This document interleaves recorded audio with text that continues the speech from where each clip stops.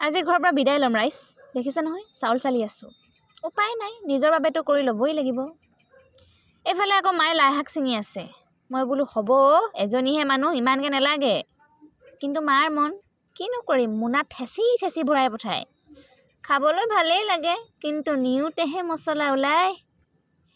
এতিয়া চিঞৰি চিঞৰি গৈ আছোঁ আৰু। কি বুলি চিঞৰিছোঁ নুশুনাও, কাৰ্ডখনত লিখা আছে নহয়, পঢ়ি ল'ব।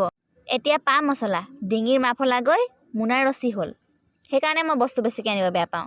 কিন্তু মাজনে নুবুজে নহয়। যি কি নহওক, কেকু জেকুকৈ হ'লেও মোৰ ৰাজমহলটো পালোহি দেই। উফ, কি শান্তি। ক'বলৈহে পালোঁ, আহিলেই নহয় ফোন এটা, যা এতিয়া আকৌ কম্পিউটাৰ ক্লাছলৈ। খৰখেদাকৈ ওলাই গৈছোঁ ৰাইজ, নহ'লে লগৰকেইজনীয়ে অলপ বেছিকৈয়ে শিকি ল'ব নহয়।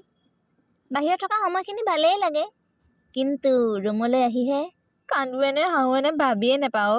গা পা ধুই এতিয়া ঘৰৰ পৰা দিয়া বস্তুবোৰ উলিয়াই চাইছোঁ। কি যে দি পঠাইছে নহয়। বাৰু সেইবোৰ বাদ দিয়ক, মোৰ প্ৰিয় বস্তুটো যে দি পঠাইছে সেয়াই বহুত। কি বুলি ভাবিছে ৰাইজ? তামোলৰ কথাহে কৈছোঁ আকৌ দেই। ইছ ৰাম, ভিডিঅ' কৰি থাকোঁতে পেটটোৰ কথা পাহৰিয়ে থাকিছিলোঁ। ভাগৰত একো বনাবলৈ মন যোৱা নাই। সেইকাৰণে ঘৰৰ পৰা দি পঠোৱা গাখীৰ আৰু ব্ৰেডকে খাই ল'লোঁ। অলপ সময়ৰ কাৰণেতো ৰক্ষা পাব।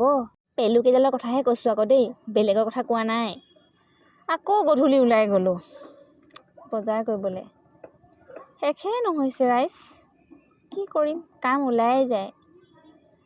ঘৰলৈ আহি ৰাতি পুৰি চব্জিৰ সৈতে পেট পূজা কৰি ল'লোঁ। কোনোমতেহে আৰু দেই।